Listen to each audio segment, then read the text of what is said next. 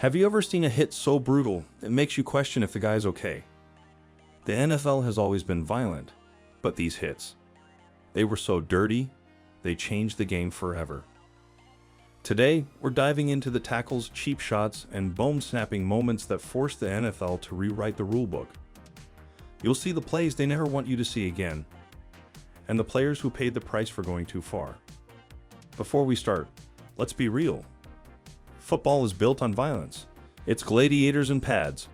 But for decades, the league looked the other way. Players were taking hits that left them dazed, concussed, and broken, all in the name of entertainment. Until a few moments were so nasty, so unforgettable, that the NFL had no choice but to step in. Bountygate, Saints defense, 2009 to 2010. We start with the scandal that rocked the league, Bountygate, 2009. The New Orleans Saints defense was one of the most feared in the NFL, and not just because of their skill. They were running a secret bounty system, where players got cash rewards for injuring opponents. Knock out the quarterback? That's $1,000. Force him off the field? Bonus. When it broke, fans were stunned. Head coach Sean Payton was suspended an entire year. Defensive coordinator Greg Williams banned indefinitely. The message was clear. Play hard, but play clean. Jack Tatum on Daryl Stingley, 1978. Next up, one of the saddest stories in NFL history. August 12, 1978, preseason game, Raiders versus Patriots. Wide receiver Daryl Stingley goes across the middle, and Raiders safety Jack Tatum hits him full speed, helmet to helmet. The crowd goes silent. Stingley doesn't move. That hit left him paralyzed from the chest down. The league called it legal. But that moment, it changed everything about how we view player safety. Decades later, the NFL banned direct hits to the head and introduced new concussion protocols, and it all started here. James Harrison destroys Mohamed Massaquoi, 2010. Now let's talk about James Harrison, Pittsburgh's most feared linebacker, known for his hits that made the ground shake. In 2010, he delivered one of the nastiest shots ever, crushing Browns receiver Mohamed Massaquoi with a helmet-to-helmet hit that sent him spinning. No flag, no fine, at least not right away. But the backlash was massive. The NFL immediately announced it would start suspending players for dangerous hits. Harrison got fined $75,000 and became the face of the new player safety era. He said it best himself, "I try to hurt people, not injure them." But after that, the league wasn't laughing. Vontaze Burfict's career-ending reputation. If there's one man who made the word dirty his trademark, it's Vontaze Burfict. From late hits to helmet spears, he made highlight reels for all the wrong reasons. The worst came in 2016, Steelers versus Bengals.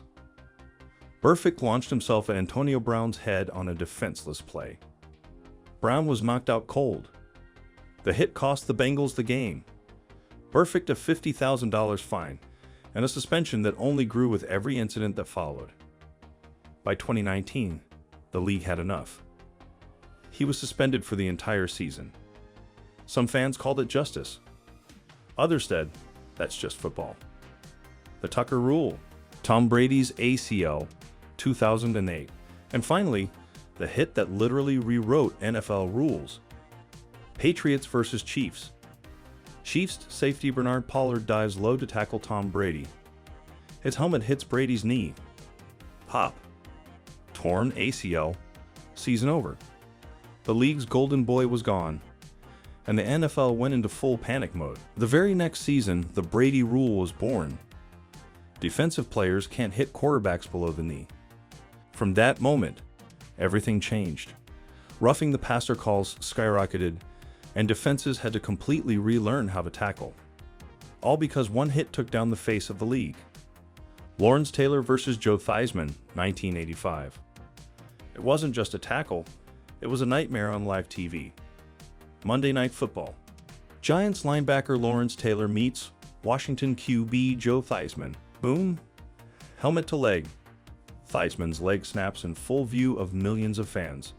The pop echoes across the stadium. Silence follows. Theismann is done. Career over in an instant. That one hit changed the NFL's perception of violence. Players weren't just risking temporary pain, careers could end on a single play. Suddenly, the league realized it needed rules to protect its quarterbacks, its stars, and its reputation.